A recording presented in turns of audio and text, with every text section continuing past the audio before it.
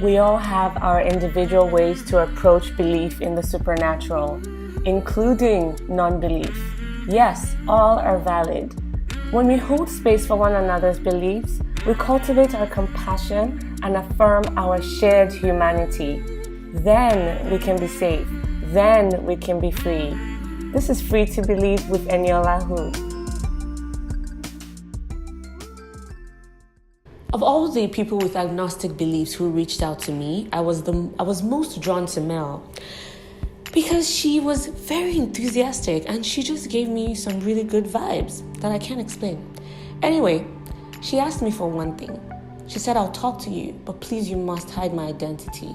And of course I met her request because Nigeria is simply not the society where a young person can go about, especially not a woman, saying, "I don't believe in anything." When I finally met Mel, she got to our meeting 1 hour early.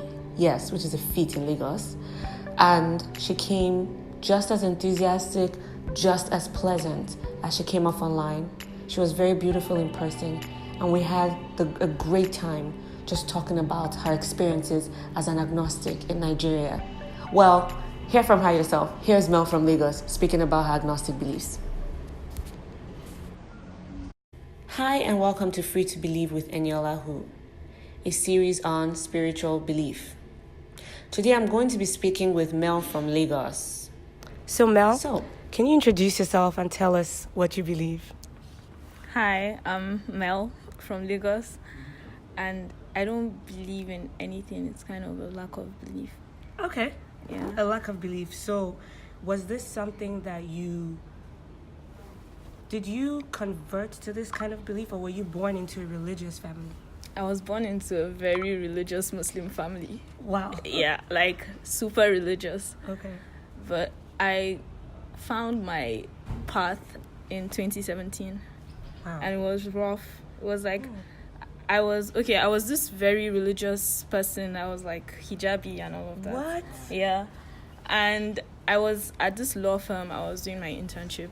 And there was this pastor in the firm. We got really close, and he used to try to convert me to Christianity and everything.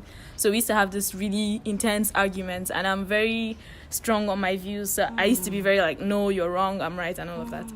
So we got deep into it. He told me his story.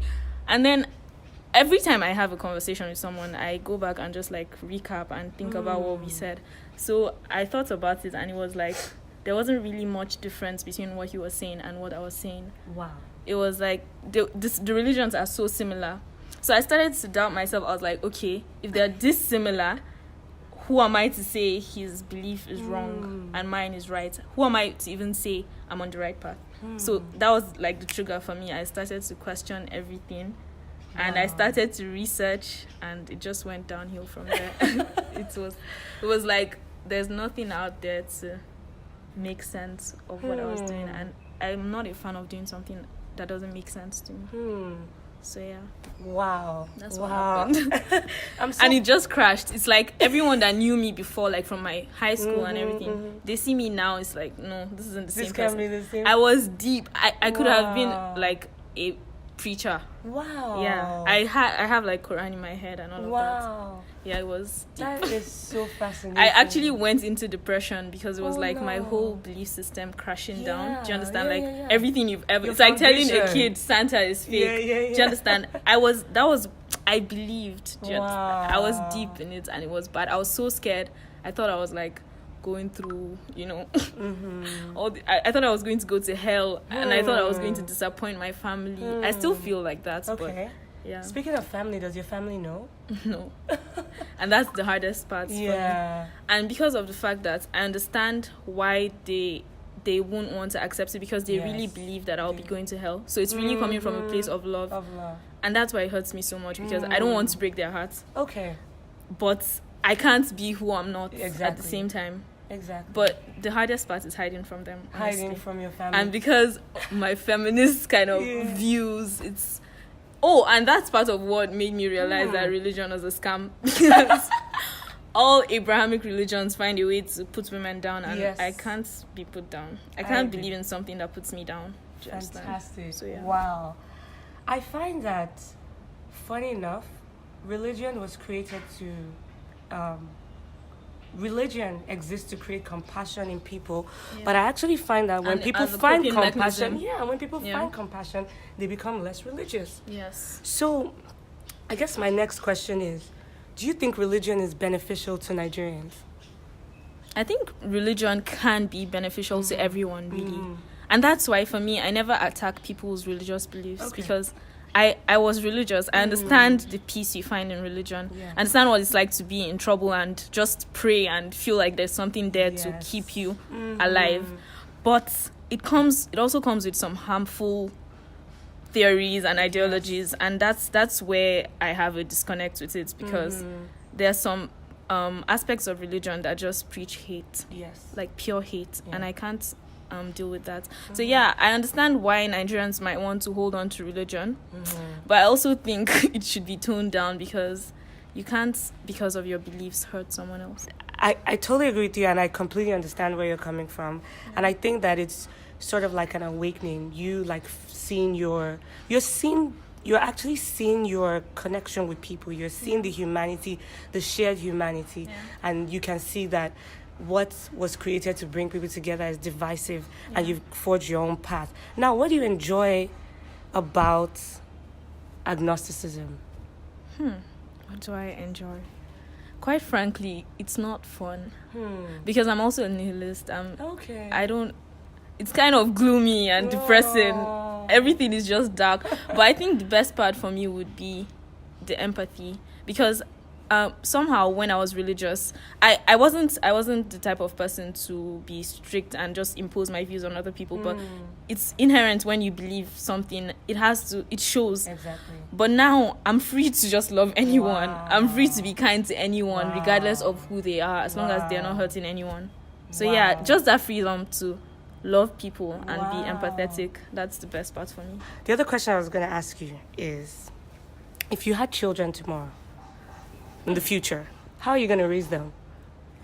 Well, this is a very big question for me, because I have this whole ideology of kids and the whole autonomy thing going on. So I don't think I'm ever going to have kids because of that. Because of the fact that I don't have anything figured out. So I have no idea what I'm going to tell a child. And because I'm agnostic, I'm not confidently certain about anything. I'm not, and that's why I don't call myself atheist, because I'm not going to say there is no God. I'm just going to say I don't know. I either know or don't know. I don't believe in anything. So it's like, what am I going to tell a child? I have no clue. And I don't think it's going to change, because there's no knowing anything for certain. Well, that's what I think, at least. So but I think if I were to have a child, I would teach them to just question everything. And love. That's basically it. But Amazing. But what's the biggest misconception about agnosticism? I think people don't even know what agnosticism is. I think they think it's either you're a believer in whatever or you're atheist. So it's like, I even wrote this thing on my Medium recently.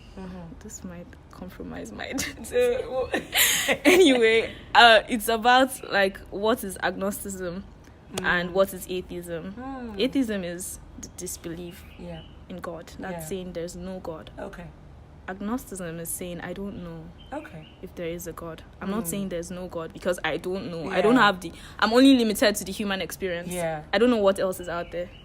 I don't know anything, basically. We have only so much information to come to any conclusive decision.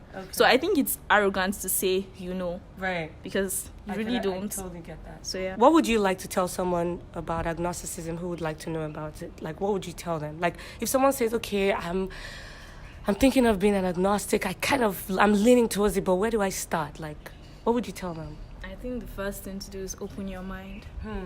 Let go of your bias. Let go of your cognitive dissonance. Let go of all of those things and just learn. Just learn and try to make logical sense of things, and don't let your emotions compromise your sense. Your sense. Wow. Wow. So, what would you say to people that think agnostics or like atheists have no moral compass? First of all, that's a huge lie. And I don't know where that came from, because I feel like it even says more about your moral compass to think I have to be threatened by hell to be a good person. That says more about you than it does about me. Because I don't have to. I'm going to be a good person not because anyone is going to reward me, just because it's the right thing to do. Not because, I don't want to go to hell, or I want God to give me this back in the karma, whatever. Right. No, I'm not going to do that. I'm just going to be good because it's good to be good. That's fantastic. So do you think you found... do you believe in spirit, soul, those things? Like I said, I don't believe in anything. Okay. I only know what I know. I don't know about spirits. I haven't seen any evidence of have a spirits. Spirit? Or like a soul? Do you think there's more to you than your body and your mind? No, I honestly don't. Oh, okay. So do you think you found your mind's home? Like, is your mind now like, At this peace? is good for me? Yeah, at peace. Like I said, my life is quite depressing and dark, and I'm a very dark person. But like I said, the whole empathy thing really makes me feel like, this is where I'm supposed to be. This is who I'm supposed to be. Wow. But it's not a lot of fun, I can't lie. Oh, so It's if not. you had more support, let's say Nigeria was just a more like, imagine we're here today with like 150 agnostics chilling, and if Nigeria If my was, my parents could accept me, that's really all that matters to me. matters. Wow. Honestly, because anybody else is like, I don't care what you think. But my parents, those are the people I love. And so if they could accept me, you'll be fine. I'd soar. Oh wow. Okay. Yeah. I mean, Mel's parents. I know you don't know that she's here because this is an alias. But please, if you're listening, accept her, because all she wants is your love, so that she can feel confident in her decision. Yeah. Okay. So I really appreciate you sitting down to talk to me today. And as I said, you're so stunning. Thank you. Literally, she's not wearing a lick of makeup, and my God, flawless. Thank you. And I Thank you so appreciate much. you coming. Yeah. I really wish you the best. Thank you. I hope you continue. This is amazing what you're doing, by the way. It's so good. You. I was so excited. I was like, oh my God, You were. finally. I was really so excited. That's why I got here. Like, I have to tell my Yes, she was story. here an hour Today, early. I have to tell my story. I appreciate that. Thank you so were much also for so having me. communicative, so articulate. Like, I was like, I have to have her, because there were some more agnostics who were really willing to come on camera. Yeah. But I was like, I love her energy. I could already feel it. I was like, I want her. So Thank you. I appreciate you so much.